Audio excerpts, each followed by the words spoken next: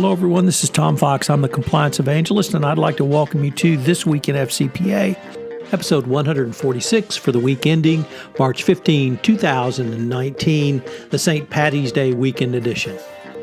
First, a word from our sponsor, Affiliated Monitors.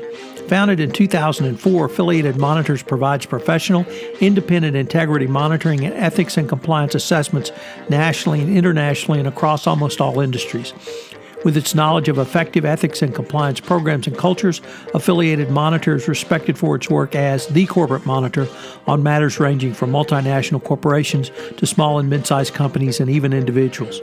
Having served in over 750 monitorships, no one has more experience as an independent monitor than the team at Affiliated Monitors.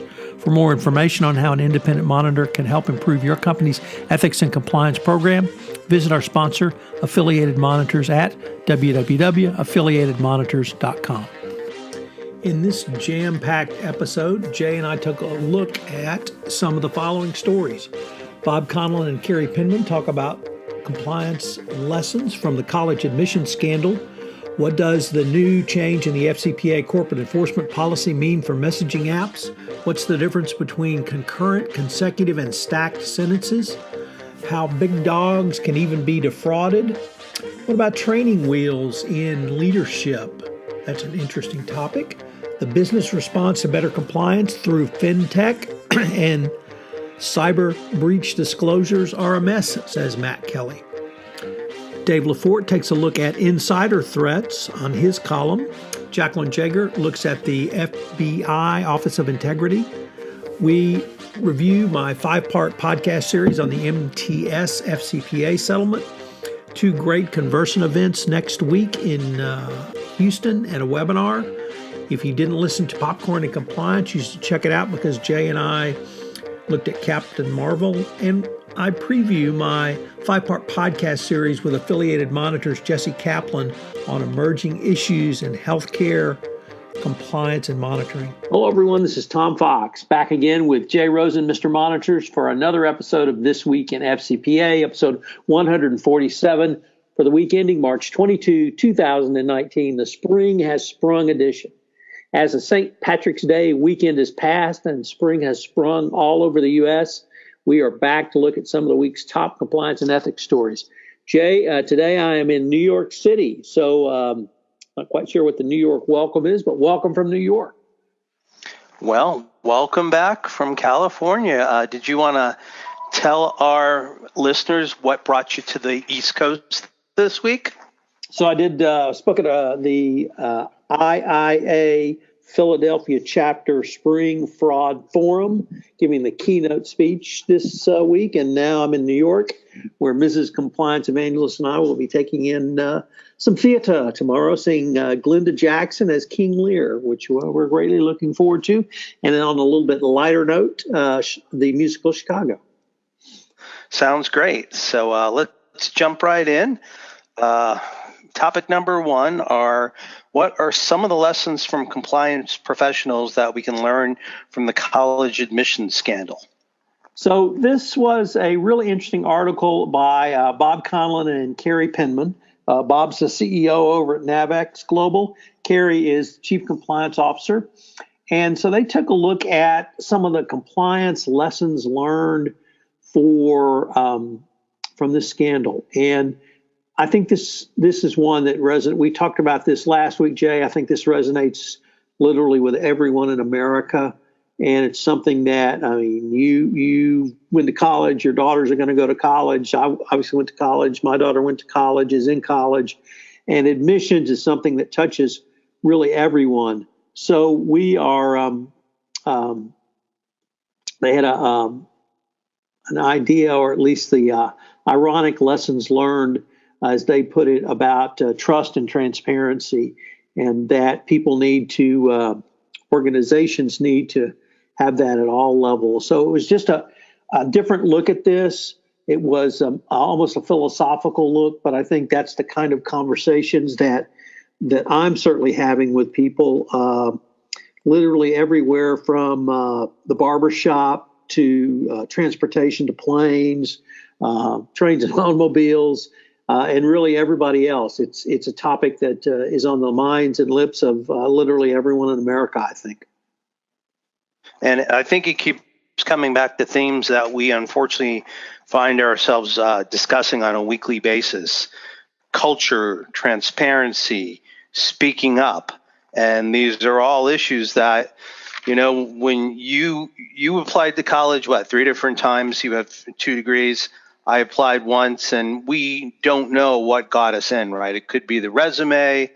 I'm sure Mr. Rosen did not donate any buildings at the Wharton School, so I figure I got in because I was a kid from New Hampshire who wanted to go to Philadelphia. But it appears that there's going to have to be a lot more transparency to regain the trust of applicants going forward. Absolutely. So, Jay, interestingly, and very quietly, the Department of Justice has changed the FCPA corporate enforcement policy. Can you tell us about that? Yeah, this article comes to us from FCPA blog and from 2 of our colleagues over at Miller and Chevalier, Nate Langford and Don E. Murphy Johnson. And basically, this also kind of dovetails with the problems that Jared seems to be having now with his WhatsApp account.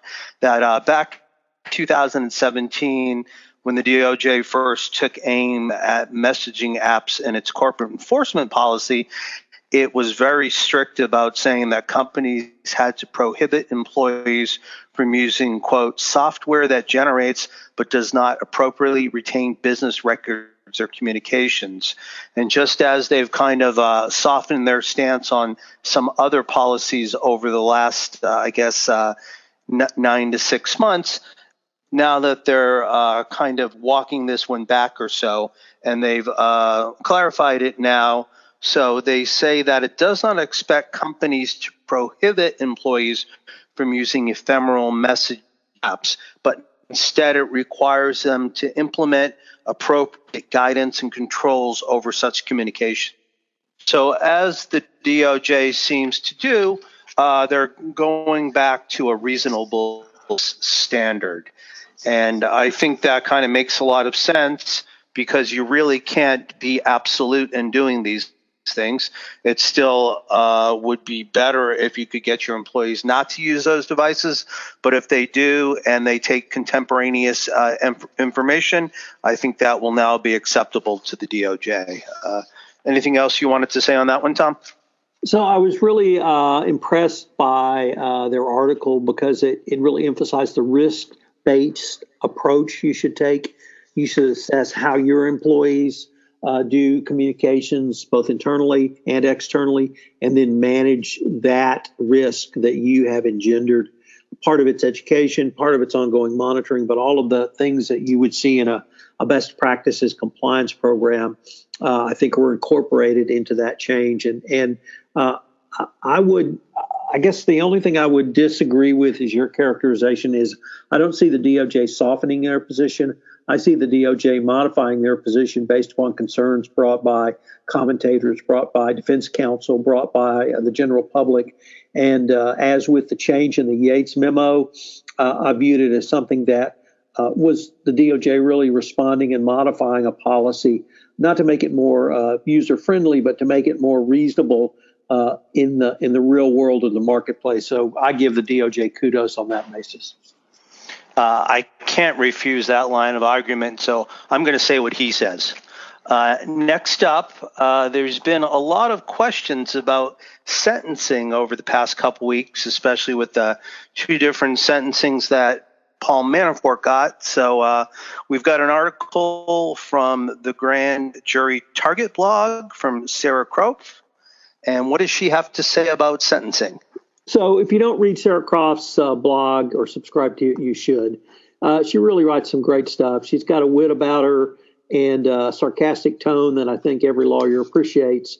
And she puts out some great information. And since it's really from a field that I have very little to no background in, I always get a lot out of it. And she's a white-collar defense lawyer, criminal lawyer, a white-collar defense criminal lawyer. And so she writes about that topic. And this blog post could have been rack 'em, stack 'em, and pack 'em.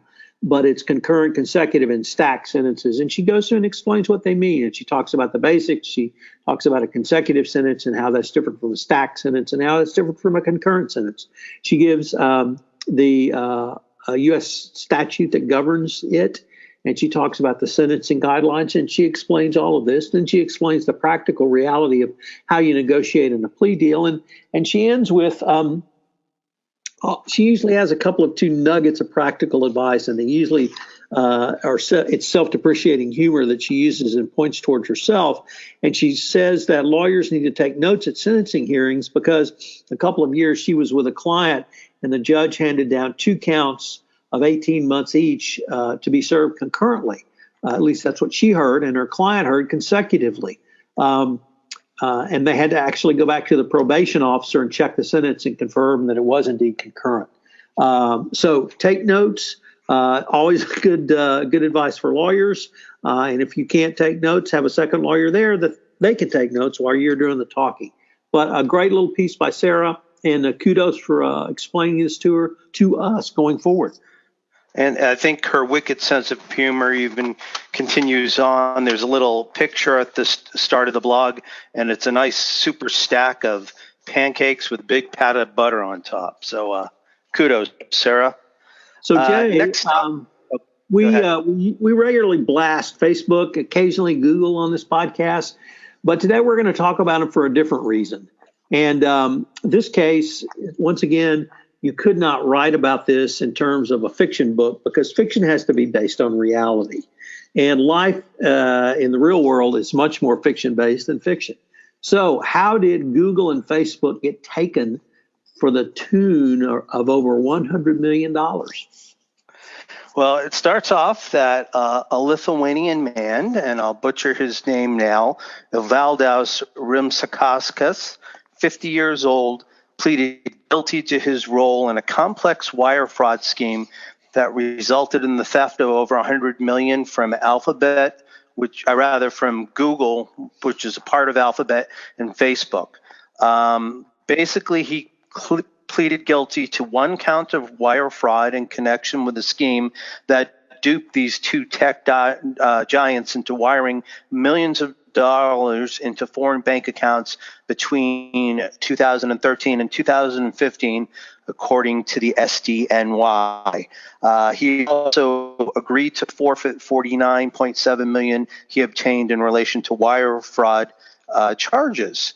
What the scheme consisted was that he created a company in Latvia with the same name as a hardware manufacturer that Google and Facebook regularly did millions of dollars of business with. He then sent email messages to employees at the 2 companies, directing them to wire payments for bills for Facebook and Google that they legitimately owed, but put into the bank accounts he set up, which were controlled by entities in Latvia and Cyprus. He spread the money out by wiring it to various banks all over the world, Slovakia, Lithuania, Hungary, and Hong Kong. But Lithuania authorities arrested him in 2017. He was extradited to New York 5 months later. So again, this is, I don't know if you want to call it phishing, but it's taking advantage of people who knew that there were legitimate payments to be made, but they got confused by the fraudulent entity. And, it seems that at least once a week we have an article about cybercrime or cybersecurity. So again, as you said, there's got to be some basis in reality to have fiction, but not on this story. Next up, this is a really cool article that says that basically training wheels will continue to be useful in the future. It comes to us by Ken Wierlerstein, and it's from the Analyst Syndicate blog. So the Analyst Syndicate blog is a very interesting news site that has recently come on the scene, and it's analysts in the GRC space.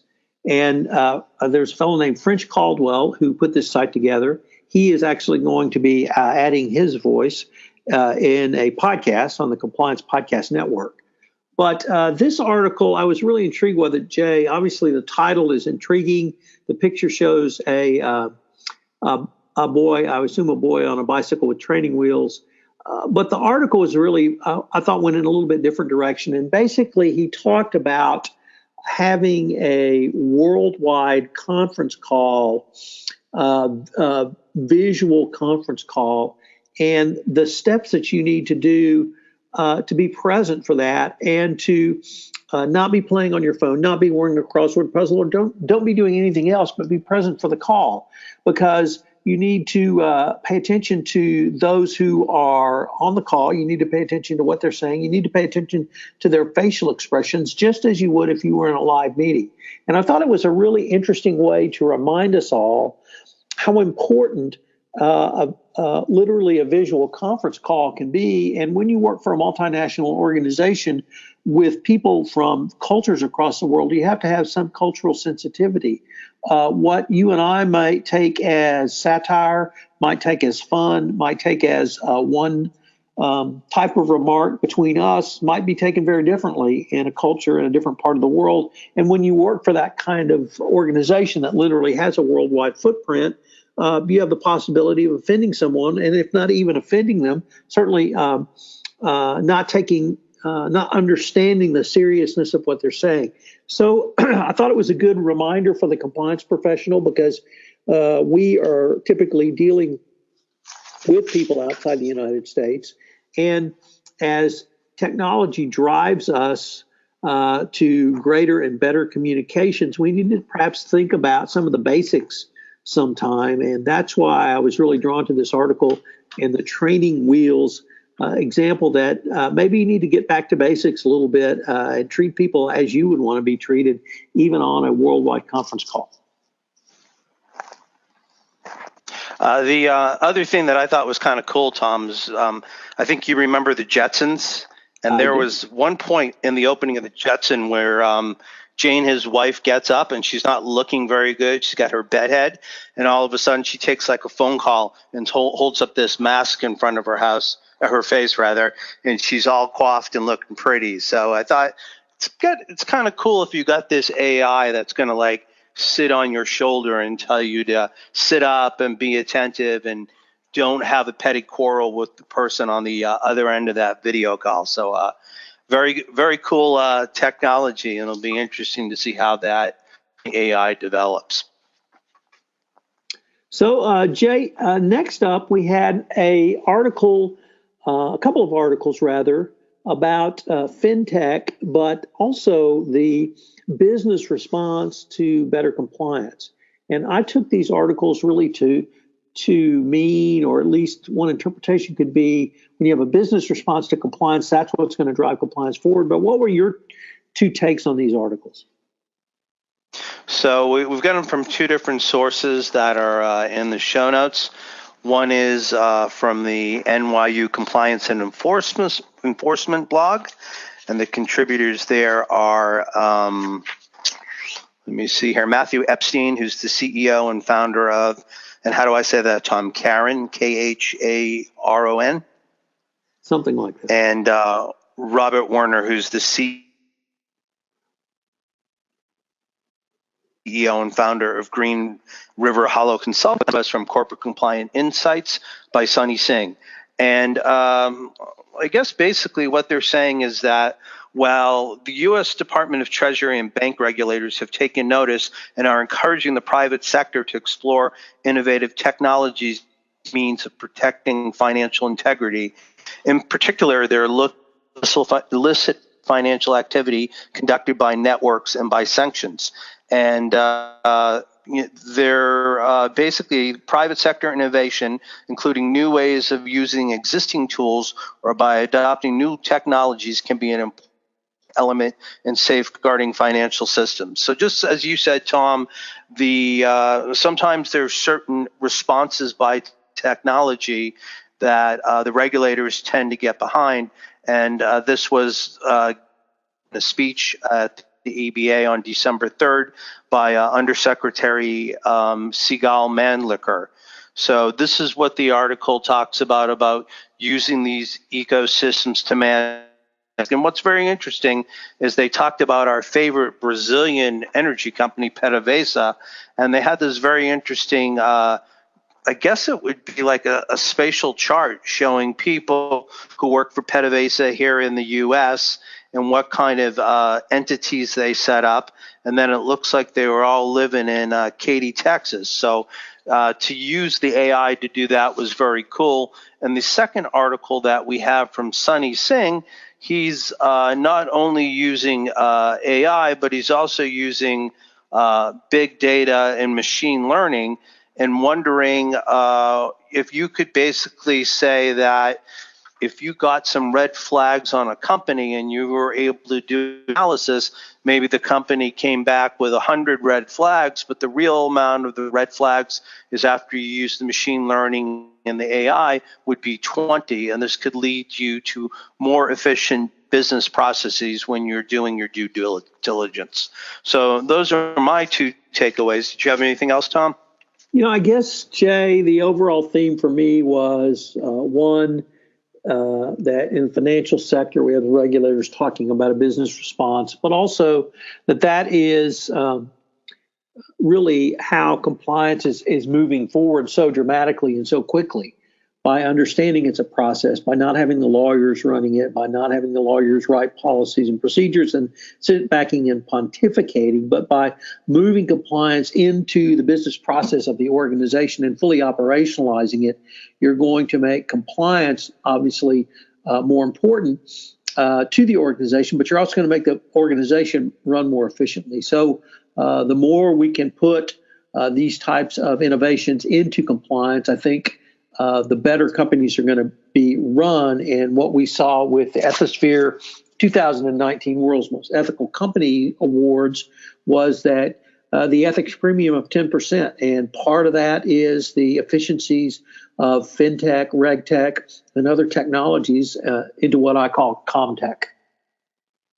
Great. So it wouldn't be a week in FCPA if we didn't hear from the coolest guy in FCPA, Matt Kelly. Unfortunately, there's not an emergency. He's joining us. But Tom, why don't you let us know why Matt Kelly is thinking about cyber breach disclosures?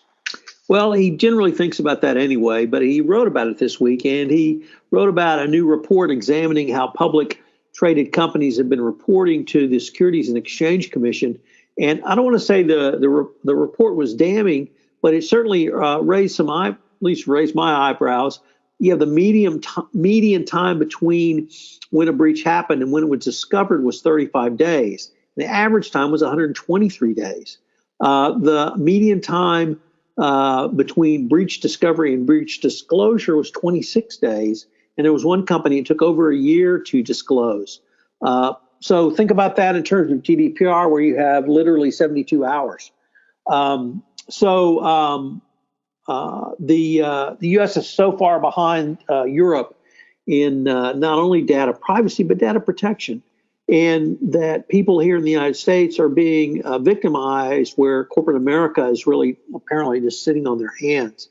The types of attacks were broken down as well.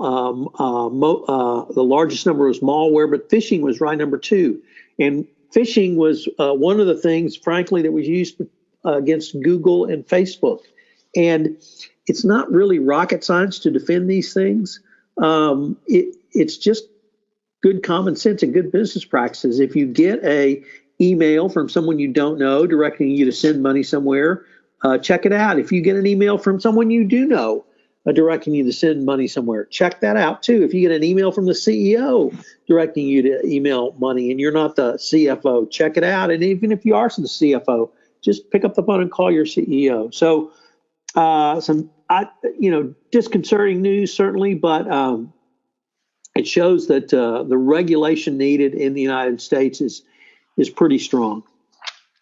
I share with one of my favorite phishing attacks, which I've got maybe 20 times in the past 6 months, that it comes from the CEO of my company, and he's in the middle of a meeting and he needs me to call him right back. And then he sends me an email and says that he needs me to go out and get $125 gift cards and then scratch off all the numbers on the gift cards so I can read the codes to him so he can go out and buy something. So I don't know why they keep sending it to me, but I can't picture Vin being too busy and me needing to go out and buy 100 gift cards for him. Jay, I think I have 3 degrees, but you seem to be much more sophisticated in terms of your email clientele. I'm still getting the offers from the Nigerian princesses to come to America and share their dowries with me. So kudos. Well, I'll get you on their list. Next up, we have something from Dave Lafort, who's the Compliance Week editor, and they recently just got back from holding Compliance Week West. And basically what's on Dave's mind is he's talking about insider threats are often the hardest to detect. And as we're talking about, setting up a robust program for ethics and compliance. And Dave talks about some of the recent things that have happened, especially he brings up what just happened with the college bribery scam to get people into college. He talks about cybersecurity threats. And one of the things that he said is that the biggest risk in ethics and compliance has to do with who you hire in the first place. And risk officers need to have their character antennas up at all times, most importantly in the hiring policy. And then one of those closing remarks, he says, at the conference, Galliard Capital CCO David Liu described the importance of a practitioner getting to know people in the organization and in turn making sure employees know the tone that you're trying to set. And he said, quote, every lunch alone is a wasted opportunity. You should be meeting with people and building trust at every opportunity.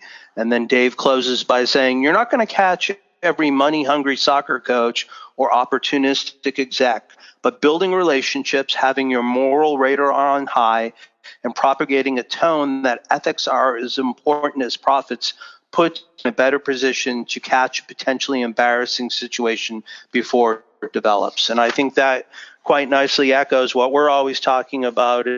If you're in compliance and you're behind the desk, you're behind the 8 ball, that you need to get out there, you need to engender a relationship with your employees and let them know that you're somebody that they can come to, and if there's a problem, they should speak up. So kudos to Dave. And we have another thing from one of our favorite writers at Compliance Week. Jacqueline Jaeger is taking a look at the FBI Office of Integrity. Right. So the FBI Office of Integrity began in 2007, and its initial director was Pat Kelly. And Pat was pretty open within the compliance community, talking about the Office of Integrity and Compliance within the FBI. Pat Kelly is now retired, and I believe he's retired. And Jacqueline caught up with Catherine Bruno, who's currently the assistant director of the office, and she talked about the office, how the office is structured. It has one for compliance and one for ethics.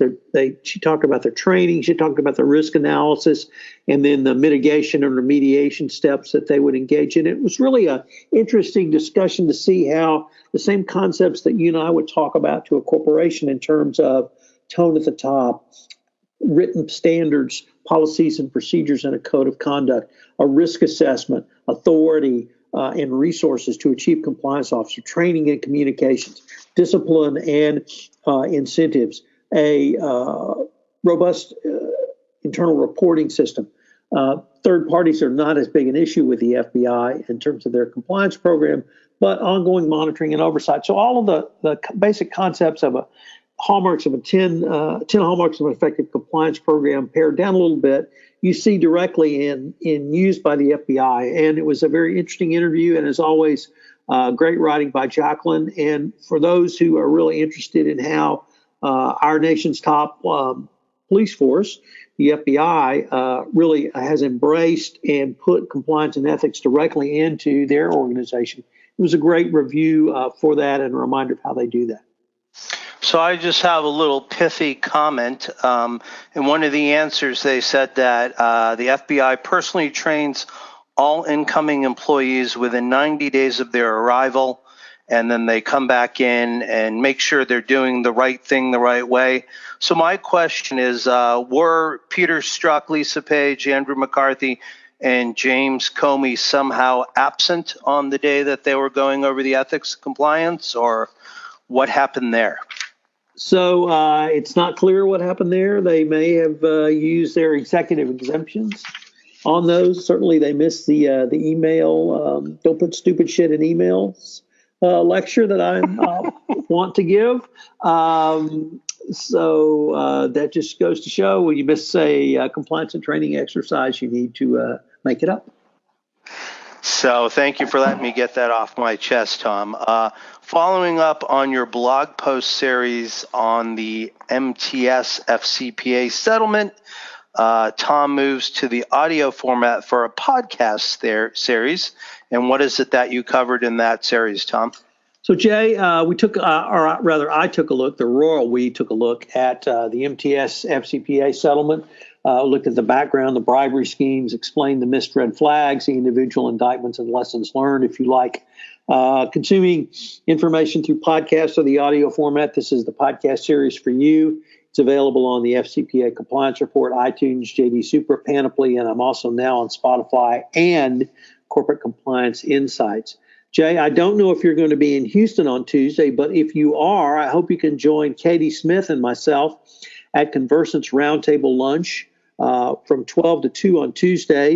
It's going to be a great roundtable session where we're going to take up some behavioral issues, some key performance indicators, and really have an exercise for some of the top compliance professionals in Houston. I link to registration information. It's free. Immediately thereafter, Louis Sapperman and I are going to do a webinar with Caitlin Conlon of Conversant on employee engagement. And so it's sort of a back-to-back. If you can't make it to Houston, I hope you can join us for the webinar. For those of you who have been eagerly awaiting Jay and my next episode of Popcorn and Compliance, that came out last Saturday, where we took a look at Captain Marvel from the compliance perspective and perhaps a few others. So for you movie aficionados who've been wondering when our next episode would come out, it's now out. And Jay, I know you have seen my blog post this week, which previewed a little bit my 5-part podcast series I do next week featuring Jesse Kaplan from Affiliated Monitors. But frankly, Jay, it was probably one of the top most important blogs I have ever written, and certainly one of the most important podcasts I've done, where Jesse talks about a compliance solution to the opioid crisis. And it really was just stunning to me how a compliance analysis and procedure can be used in the opioid crisis. It's not the solution, but it's certainly a solution. More importantly, it's a business solution. So I often say compliance is a business solution to a legal problem. But the way Jesse articulated it, compliance is a solution to not only a healthcare problem, but a societal problem. And so if you didn't get a chance to read my blog post yesterday and today, I hope you will listen in on Monday and Tuesday or on iTunes, where I release them all at midnight on Monday. You can line them up and listen to them back to back, where Jesse really articulates the problem and then the solution. And I hope our healthcare providers and our legislators and everyone else who this problem and this crisis touches will listen to this and take to heart what Jesse has laid out, because it, to me, is an elegant solution to just a horrific problem. So, as I said, I can't emphasize enough that I think it was probably the most important couple of blogs I've ever written, certainly the most important couple of podcasts. That's only 2 of 5 parts. Jesse goes on to discuss several other emerging issues in healthcare, but I really have to emphasize his compliance-based solution to the opioid crisis. It cannot get too much play, and I hope that people who will listen to it will really take it to heart and take the concepts that he's articulated to heart as a way to get a handle on this problem from a business perspective. Well, I know both you and I have posted links to it on LinkedIn, so when people are catching up on the weekend, it should be easy to find Tom's first two blogs. And as he said, everything will be queued up and ready to go starting Monday morning. So I think we've got everything covered here, Tom. How's your bracket doing? So, busted on the first day. Hey ho. It's been a long dry spell for the compliance evangelist. All right. Well, Mr. Rosen doesn't play that, but he's happy that his daughter's got 98s and 96 in their word voyage test this week. So we're celebrating here in California. So I think I'll take us home on behalf of Tom Fox, the compliance evangelist, and myself, Jay Rosen, Mr. Monitor. Would like to thank you for joining us for this week in FCPA, episode 147 for the week ending March 22nd, 2019, the Spring Has Sprung edition. So thanks for listening with us this weekend, and we look forward to talking to you next Friday to tell you about the week in FCPA that was. Hello, everyone. This is Tom Fox again. I hope you've enjoyed this episode of This Week in FCPA. If you have any questions, you can email Jay at jrosen@affiliatedmonitors.com. You can email me at tfox@tfoxlaw.com. I hope you'll join Jay and I again next week, where we take a look at the week's top compliance and ethics stories, certainly through our own eyes. I hope your bracket has not been busted, and I hope you'll have a great first weekend of spring. This is Tom Fox. This Week in FCPA is a part of the Compliance Podcast Network. Thank you for listening, and I hope you'll join Jay and I next week, where we take a look at some of the week's top ethics and compliance stories which caught our eye. This Week in FCPA is a part of the Compliance Podcast Network.